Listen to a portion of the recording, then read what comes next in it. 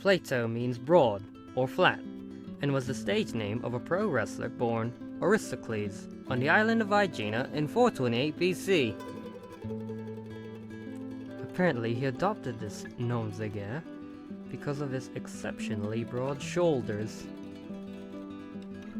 Though two-time champ of the Isthmian Games, Plato never qualified for the Olympics, necessitating a career switch.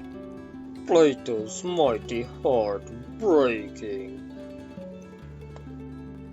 While dabbling in poetry and politics in Athens, Mr. Broad fell in with the wandering sage Socrates and his youthful students. Socrates got into the philosophy racket when famed psychic friend, the Oracle at Delphi, told him, "No man is as wise as Socrates." He went about proving this by shooting down Athenian conventional wisdom in back-and-forth dialectic critiques. So if religion is BS, then you tell me, what is truth? I do not know. What? Then how can you be wiser than everybody else? I know that I do not know. Zeus, you're a pain in the ass. Socrates encouraged his students to get in the act, and you know how much young people hate showing up their elders. If you boys are searching for truth, you should look to Zeus. Are Zeus's actions arbitrary, or is he guided by truth too? Of course, Zeus is guided by truth. Well, in that case, I should just look for truth. For a wise man would not need Zeus. By the gods! In 399 BC, Socrates was convicted of corrupting the youth of Athens and was executed with a poisoned cocktail of hemlock. Now, our faithful and wise leader! Plato would call Socrates' death the turning point of his life, but Athens was no longer a safe place for Socratic students. He wandered the Mediterranean world in exile for over a decade, finally ending up in Sicily, where he encountered a sect of Pythagoreans. Pythagoras, he of triangle theorem fame, founded a bizarre cult of math hippies in the 6th century BC, who believed they could comprehend the nature of the cosmos through numbers. To purify their minds from mystic calculations, the Pythagoreans took a vow of secrecy, could only wear white, and swore off sexual intercourse. That last one shouldn't be much of a challenge. Some of the cult's other tenets were rather unique, like a prohibition against touching beans. All is number was their watchword, meaning our messy, material universe is the imperfect expression of a higher abstract universe. A perfect and harmonious realm of number. Oh, realm of numbers. Wait, Plato knows he know what Socrates knew he did not know. Well, what do you know? Exposure to this theory led Plato to the conclusion that real truth was abstract, and like real numbers, unchanging, eternal. All chairs, for example, are simply the expression of the idea of a chair, and though our real chairs are flawed and temporary, the idea or form of a chair is eternal and unchanging. Oh, realm of forms. Plato illustrated the relationships of forms to our world thusly. Imagine the condition of men as living in a sort of underground cavern. Higher up, and some distance behind them, is the light of a burning fire. Between the fire and the men is a parapet. Behind the parapet, imagine there are men carrying all kinds of objects, including figures of men and animals, which project above the parapet. In all ways, men would consider reality to be nothing else than the shadows of those artificial objects.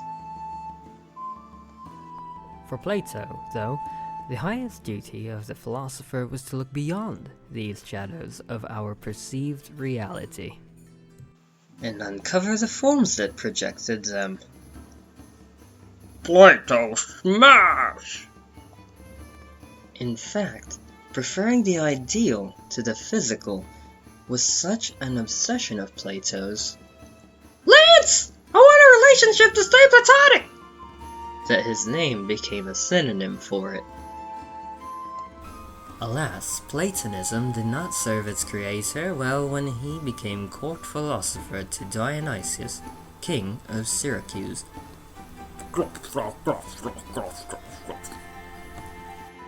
Must you be so carnal? You speak like a geriatric fool. You speak like a tyrant. Plato had this problem with authority. Dionysius decided to humiliate Plato by selling him into slavery to his hometown of Aegina, where fortuitously a buddy bought his freedom. Plato do anything, just don't want to get real job. His benefactor also gave him enough dough to set up a school just outside of Athens. Plato named it after former resident of neighborhood, hero Academos. At the academy, Plato divested Pythagoreanism of its bizarro rituals and gave the Socratics knee-jerking critiquing the theory of forms as an operating value system, thereby creating college. Like any good professor, Plato published widely as well. Whoa, again? But I gotta talk about my independent study. Plato's works take the form of dialogues, or discussions between teacher and student. Invariably, the teacher is Socrates himself, resurrected by Plato to mouth his own theories and gives them added legitimacy. Brains must use brains. In the Apology, Plato transforms transient crackpot Socrates into history's first liberal martyr. Since I do not know what comes after death, why should I fear it? His witty humanism trumps our state adherence to tradition. He's right. Because he's an affront to our power, we have to kill him anyway. Plato's academy thrived for centuries as a center for mathematics and ethics, two subjects dependent on absolutes. But in his dialogue, The Republic, Plato himself tried using the same absolutes to propose the perfect society. Here, children would be taken from their mothers at birth and raised in state orphanages, so they would think of the government as their parents. Mama, Tata. Schooling determined a citizen's place in society. All those who flunked gym became farmers to grow food for the good of all. Bleep. Dodgeball. If you passed gym but flunked math, you'd enter the military. There's 3,000 of them, and 1 + 1 + 1 of us. We outnumber them. Get 'em, boys. But if you excelled at gym and math, you were one of the elite, destined to lead the Republic, and you would get to study, wait for it, philosophy. Surprised? These philosopher rulers would sleep together, work together, and share all possessions, and this would keep them free of corruption. Political corruption, that is. One of the 35 would be chosen to be the philosopher king, who would rule over all. All music and literature that did not praise the state would be banned. All individualism would be utterly eradicated. Plato would have forced human society to adhere to the impossible, abstract standard of the realm of forms. In 367 BC, Plato was offered an opportunity to realize his demented brand of homoerotic fascism. Dude, come back to Syracuse. My brother Dionysus is dead. We could set up the Republic. It'll be awesome. Things didn't go exactly as planned. Plato widely stayed out of politics until his death in 347 BC. You're an idiot. The Christian emperor Justinian shut down the academy in AD 529 because it was too atheistic for him. This event is usually used to demarcate the start of the Dark Ages. Nevertheless, the fundamentals of academic life have changed little since Plato invented them. So if you've ever thought your professors were a little dictatorial, or just plain out to lunch, The subliminal reinscribement of phallocentric speciest hegemony in 1980s video games is most apparent in the psychosexual tropes of Burger Time. well, now you know where they were lunching.